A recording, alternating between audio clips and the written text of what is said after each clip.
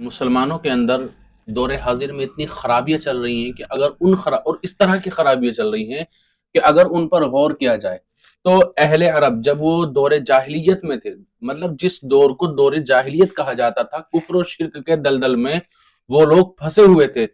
जो बुराइयां आज मुसलमान करते हुए फख्र महसूस करते हैं, कल दौर जाहिलियत में वो कुफार और मुशरिकीन अरब के वो भी उसको बुरा समझते थे, वो भी बुरा समझा करते थे। दरअसल है क्या, आजकल ये शादी ब्याहों का दौर चल रहा है और गुजर गया, शादी ब्याह होते चले आ रहे हैं हमारे समाज और माशरे के अंदर। लेकिन इस शादी ब्याहों के अंदर होती हुई खुराफातें और कुछ काम जो मैं आज आप लोगों को बताने वाला हूं, इतने बेहुदा काम है कि कोई भी गैरतमंद इंसान इसको बर्दाश्त नहीं कर सकता और उसकी नजरें इसको देख नहीं सकती, उसके बोझ को उसका दिल बर्दाश्त नहीं कर सकता। इतने खतरनाक और इतने भयंकर काम है।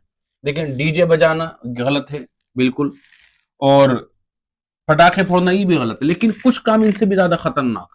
जी, डीजे बजाने से, पटाखे फोड़ने से, इन कामों से भी ज्यादा खतरनाक काम मुसलमानों के शादी ब्याह में और ऐसे अदब और रिवाज पा चुके हैं कि अगर मस्जिद का इमाम उनकी मुखालफत में अगर तकरीर करता है तो मस्जिद के इमाम की इमामत पर बात बनाती है। इतना फख्र महसूस करते हैं और इतनी शान के साथ उस काम को करते हैं कि अगर कोई शख्स उनको समझाने के लिए आए तो वो लोग उसके दुश्मन बन बैठते हैं, दुश्मनी पर उतर आते हैं वो लोग। काम क्या है? वो काम है हल्दी जो लगाई जाती है। हल्दी मुतलकन गलत नहीं है जी। हल्दी दूल्हे के भाई लगाएं, दूल्हे का चचा लगाए, दूल्हे के वालिद साहब लगाएं, मर्द लगाएं, दोस्त लगाएं, कोई अर्ज नहीं है जी।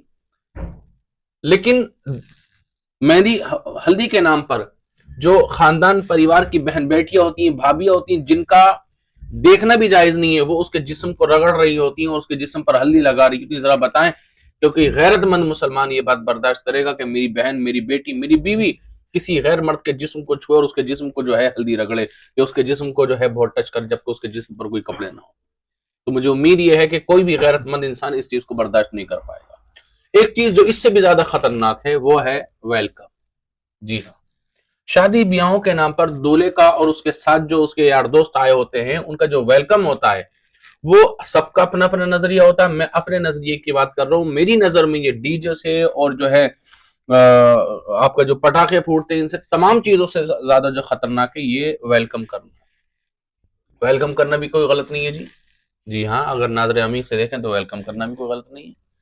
जो दुल्हन के भाई हों, दुल्हन के चचे हों, दुल्हन के वालिद साहब, कजन वगैरह, वो सारे के सारे खड़े हों और बारात का वेलकम करें, खैर मकदम करें, पुरजोश इस्तकबाल करें, गले मिलें, मुसाफे करें, चाय पिलाएं, पानी पिलाएं, बहुत अच्छे से उनका वेलकम करें, उठाए बिठाए सारी चीजें करें।